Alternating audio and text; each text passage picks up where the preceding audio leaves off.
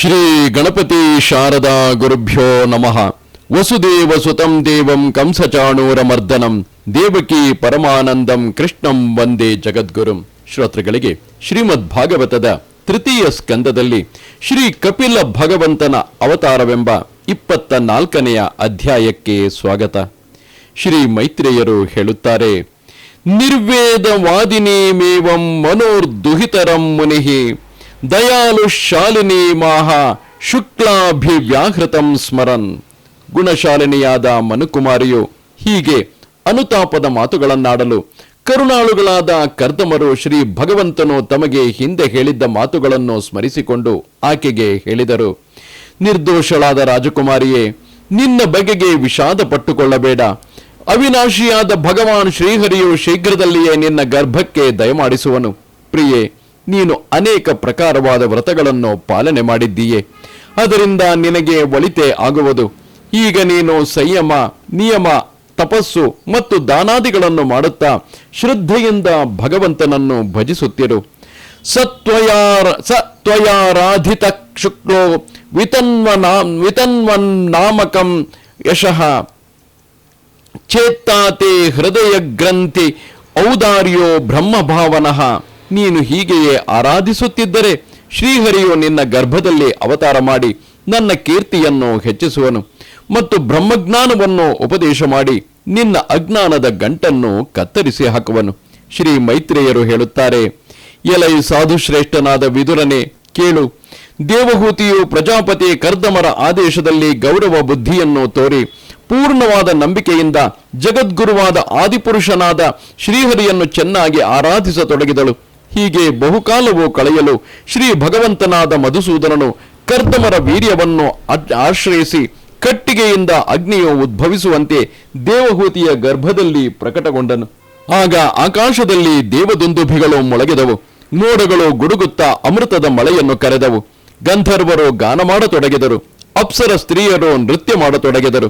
ಆಕಾಶದಿಂದ ದೇವತೆಗಳು ಸುರಿಸಿದ ದಿವ್ಯ ಪುಷ್ಪಗಳ ಮಳೆಯು ಬೀಳತೊಡಗಿತು. ಎಲ್ಲ ದಿಕ್ಕುಗಳಲ್ಲಿಯೂ ಆನಂದವು ಹರಡಿತು. ಜಲಾಶಯಗಳ ಜಲಗಳು ನಿರ್ಮಲವಾದವು, ಎಲ್ಲ ಜೀವಿಗಳ ಮನಸ್ಸುಗಳು ಪ್ರಸನ್ನವಾದವು. ಅದೇ ಸಮಯಕ್ಕೆ ಸರಸ್ವತಿ ನದಿಯಿಂದ ಸುತ್ತುವರಿಯಲ್ಪಟ್ಟಿದ್ದ ಕರ್ದಮರ ಆಶ್ರಮಕ್ಕೆ ಮರೀಚಿಗಳೇ ಮುಂತಾದ ಮುನಿಗಳ ಸಹಿತ ಶ್ರೀ ಬ್ರಹ್ಮದೇವರು ದಯಮಾಡಿಸಿದರು. ಎಲೈ ಶತ್ರು ಸಂಹಾರಕನಾದ ವಿದುರನೇ, ಸಾಕ್ಷಾತ್ ಪರಬ್ರಹ್ಮನಾದ ಭಗವಾನ್ ನಾರಾಯಣನೇ ಸಾಂಖ್ಯಶಾಸ್ತ್ರವನ್ನು ಪ್ರವರ್ತನೆ ಮಾಡಲು ತನ್ನ ಪರಿಶುದ್ಧ ಸತ್ವಮಯವಾದ ಅಂಶದಿಂದ ಇಲ್ಲಿ ಅವತಾರ ಮಾಡಿದ್ದಾನೆ ಎಂಬುದು ಸ್ವಯಂ ಪ್ರಕಾಶರು ಜನ್ಮರಹಿತರು ಆದ ಶ್ರೀ ಬ್ರಹ್ಮದೇವರಿಗೆ ತಿಳಿದು ಬಂದಿತ್ತು. ಆದ್ದರಿಂದ ಶ್ರೀ ಭಗವಂತನು ಮಾಡಬೇಕೆಂದಿದ್ದ ಕಾರ್ಯವನ್ನು ಅವರು ತಮ್ಮ ವಿಶುದ್ಧವಾದ ಚಿತ್ತದಿಂದ ಅಭಿನಂದನೆ ಮಾಡಿ ಆದರಿಸುತ್ತಾ ಎಲ್ಲ ಬಗೆಯ ಇಂದ್ರಿಯಗಳಿಂದಲೂ ಪ್ರಸನ್ನತೆಯನ್ನು ಪ್ರಕಟಪಡಿಸುತ್ತಾ ಕರ್ದಮರನ್ನು ಕುರಿತು ಹೀಗೆ ಹೇಳಿದರು, ತ್ವಯಾ ಮೇ ಪಚಿತ್ ಸ್ಥಾತ ಕಲ್ಪಿತ ನಿರ್ವ್ಯಲೀಕೃತ ಯನ್ಮೇ ಸಂಜಗೃಹೇ ವಾಕ್ಯಂ ಭವಾನ್ ಮಾನದ ಮಾನಯನ್.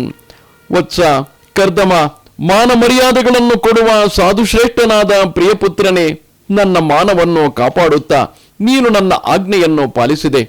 ಆ ಮೂಲಕ ಕಪಟವಿಲ್ಲದ ಭಾವದಿಂದ ನನ್ನ ಪೂಜೆಯನ್ನು ಸಲ್ಲಿಸಿರುವೆ. ಏತಾವತ್ಯೇವ ಶುಶ್ರೂಷ ಕಾರ್ಯ ಪಿತರಿ ಪುತ್ರಕೈಃ ಬಾಢಮಿತ್ ಮನುಮನ್ಯೇತ ಗೌರವೇಣ ಗುರುರ್ವಚಃ. ಮಕ್ಕಳು ತಮ್ಮ ತಂದೆಗೆ ಸಲ್ಲಿಸಬೇಕಾಗಿರುವ ಅತ್ಯಂತ ಶ್ರೇಷ್ಠವಾದ ಸೇವೆಯೇನೆಂದರೆ ಅಪ್ಪಣೆ ಅಪ್ಪ ಎಂದು ಹೇಳಿ ಅತ್ಯಂತ ಆದರದಿಂದ ಆತನ ಅಣತಿಯನ್ನು ಸ್ವೀಕರಿಸುವುದು. ಮಗು, ನೀನು ಸಭ್ಯನು. ನಿನ್ನ ಸುಂದರಿಯಾದ ಕನ್ಯೆಯರು ತಮ್ಮ ವಂಶ ಸಂತತಿಗಳ ಮೂಲಕ ಹಲವಾರು ಬಗೆಯ ಸೃಷ್ಟಿಗಳನ್ನು ವಿಸ್ತಾರಗೊಳಿಸುವರು.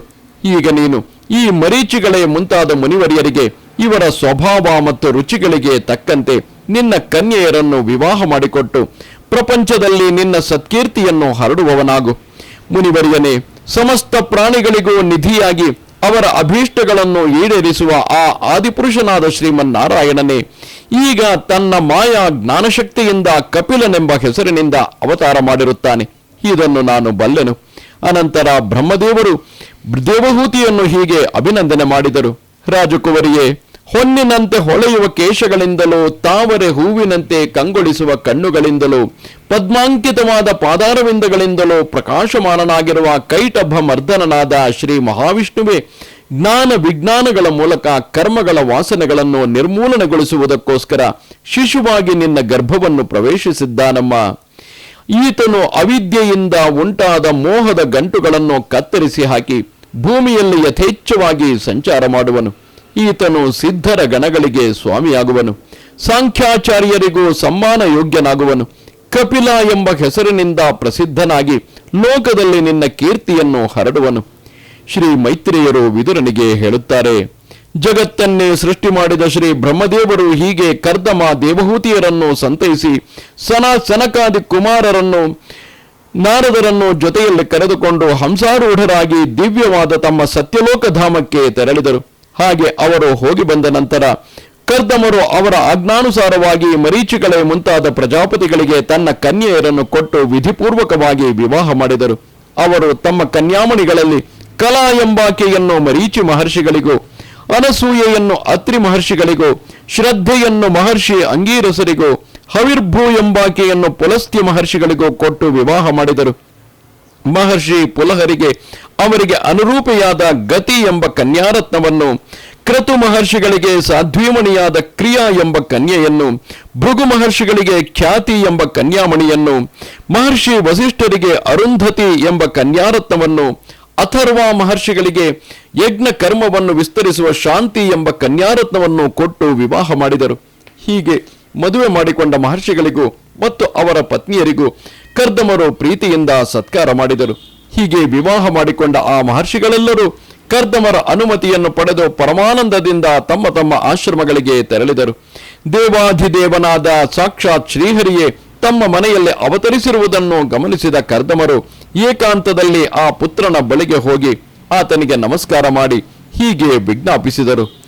ಅಹೋ ಪಾಪಚ್ಯಮಾನಾನಾಂ ನಿರಯೇ ಸ್ವೈರಮಂಗಲೈಃ ಕಾಲೇನ ಭೂಯಸಾ ನೂನಂ ಪ್ರಸೀದಂತೀಹ ದೇವತಾಃ. ಆಹಾ, ನನ್ನದು ಎಂತಹ ಪುಣ್ಯ!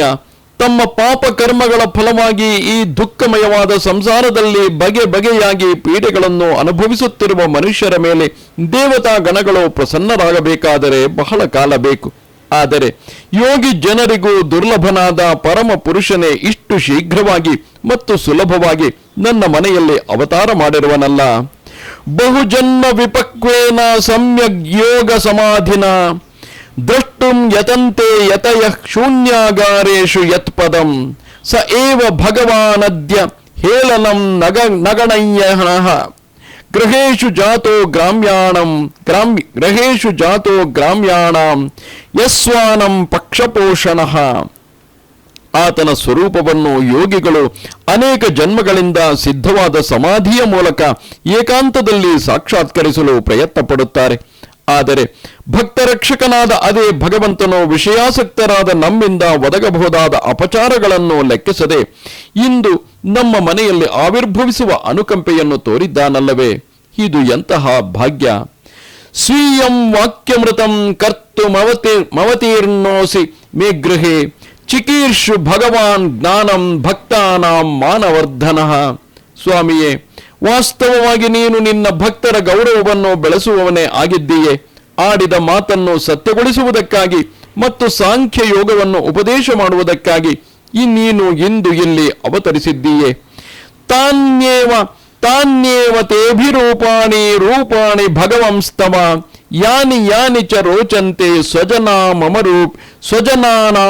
ಸ್ವಜನಾನಾಮರೂಪಿಣಃ. ಭಗವಂತನೇ, ನೀನು ಅರೂಪನು. ಆದರೆ ನಿನ್ನ ಸ್ವಜನರಾದ ಭಕ್ತರಿಗೆ ಯಾವ ಯಾವ ರೂಪಗಳು ರುಚಿಸುತ್ತವೆಯೋ ಆಯಾ ರೂಪಗಳನ್ನೇ ಅಭಿರೂಪವಾದ ರೂಪಗಳನ್ನಾಗಿ ಸ್ವೀಕರಿಸುತ್ತೀಯೇ. ತ್ವಾಂ ಸೂರಿಭಿಸ್ತ್ವತ್ಮ ಬುಭುತ್ಸಯಾದ್ಧ ಸದಾಭಿವಾದಾರ್ಹಣ ಪಾದಪೀಠಂ ಐಶ್ವರ್ಯ ವೈರಾಗ್ಯ ಯಶೋವಬೋಧ ವೀರ್ಯಶ್ರಿಯ ಪೂರ್ತಮಹಂ ಪ್ರಪದ್ಯೆ. ತತ್ವಜ್ಞಾನವನ್ನು ಬಯಸುವ ವಿದ್ವಾಂಸರು ಸದಾ ವಂದಿಸುವ ಪಾದಪೀಠವುಳ್ಳವನು ನೀನು. ಐಶ್ವರ್ಯ, ವೈರಾಗ್ಯ, ಯಶಸ್ಸು, ಜ್ಞಾನ, ವೀರ್ಯ ಮತ್ತು ಶ್ರೀ ಎಂಬ 6 ಐಶ್ವರ್ಯಗಳಿಂದ ಪರಿಪೂರ್ಣನಾಗಿರುವವನು. ಇಂತಹ ನಿನ್ನನ್ನು ಶರಣು ಹೊಂದುತ್ತೇನೆ. ಪರಂ ಪ್ರಧಾನಂ ಪುರುಷಂ ಮಹಾಂತಂ ಕಾಲಂ ಕವಿಂ ತ್ರಿವೃತಂ ಲೋಕಪಾಲಂ ಆತ್ಮಾನುಭೂತ್ಯಾನುಗತ ಪ್ರಪಚ್ಚಂ ಸ್ವಚ್ಛನ್ನ ಶಕ್ತಿಂ ಕಪಿಲಂ ಪ್ರಪದ್ಯೆ. ಓ ಭಗವಂತನೇ, ನೀನು ಸಾಕ್ಷಾತ್ ಪರಬ್ರಹ್ಮ ಪುರುಷೋತ್ತಮನು. ಎಲ್ಲ ಶಕ್ತಿಗಳು ನಿನಗೆ ಅಧೀನವಾಗಿವೆ. ಪ್ರಕೃತಿ, ಪುರುಷ, ಮಹತ್ತತ್ವ, ಕಾಲ, ವಿವಿಧವಾದ ಅಹಂಕಾರಗಳು, ಸಮಸ್ತ ಲೋಕಗಳು ಮತ್ತು ಲೋಕಪಾಲಕರು, ಈ ಎಲ್ಲವುದರ ರೂಪನೂ ಇವುಗಳ ಪಾಲಕನೂ ನೀನೇ ಆಗಿರುವೆ. ಮಹಾಪ್ರಳಯ ಕಾಲದಲ್ಲಿ ಚೈತನ್ಯ ಶಕ್ತಿಯಿಂದ ಇವೆಲ್ಲವನ್ನೂ ನಿನ್ನಲ್ಲಿ ಅಡಗಿಸಿಕೊಂಡು ಎಲ್ಲವನ್ನೂ ಮೀರಿರುವವನು ಆಗಿದ್ದೀಯೆ. ಇಂತಹ ನಿನ್ನನ್ನು ಶರಣು ಹೊಂದುತ್ತೇನೆ. ಸ್ವಾಮಿ ಕಪಿಲದೇವನೇ, ಅಸ್ಮಾಭಿಪ್ರಚ್ಛೇದ್ಯ ಪತಿಂ ಪ್ರಜಾನಾಂ ತ್ವಯಾವತೀರ್ಣಾರ್ನ ಉತಾಪ್ತ ಕಾಮಃ ಪರಿವ್ರಜತ್ವದವೀಮಾ ಸ್ಥಿತೋಹಂ ಚರಿಷ್ಯೇ ತ್ವಾಂ ಹೃದಯುಂಜನ್ವಿಶೋಕಃ. ಪ್ರಭು, ನಿನ್ನ ಕೃಪೆಯಿಂದ ನಾನು ದೇವಋಣ, ಋಷಿ ಋಣ ಮತ್ತು ಪಿತೃಋಣ ಎಂಬ 3 ಋಣಗಳಿಂದಲೂ ಮುಕ್ತನಾದೆನು. ನನ್ನ ಎಲ್ಲ ಮನೋರಥಗಳು ಪೂರ್ಣವಾದವು. ಈಗ ನಾನು ಸನ್ಯಾಸ ಮಾರ್ಗವನ್ನು ಹಿಡಿದು ನಿನ್ನನ್ನೇ ಧ್ಯಾನಿಸುತ್ತಾ ಶೋಕರಹಿತನಾಗಿ ಸಂಚರಿಸೋಣವೆಂದಿದ್ದೇನೆ.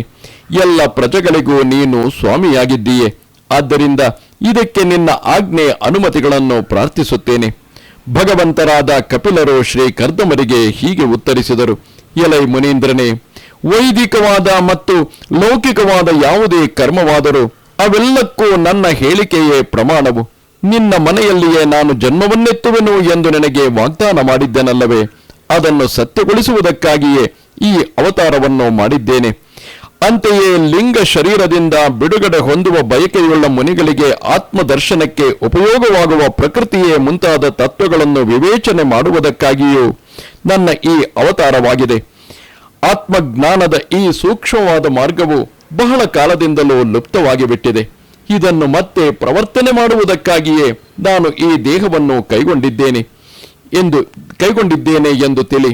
ಮುನಿವರ್ಯನೇ, ನಾನು ಅನುಮತಿ ಕೊಟ್ಟಿದ್ದೇನೆ. ಇನ್ನು ನೀನು ನಿನ್ನ ಇಷ್ಟಾನುಸಾರವಾಗಿ ಹೋಗಬಹುದು.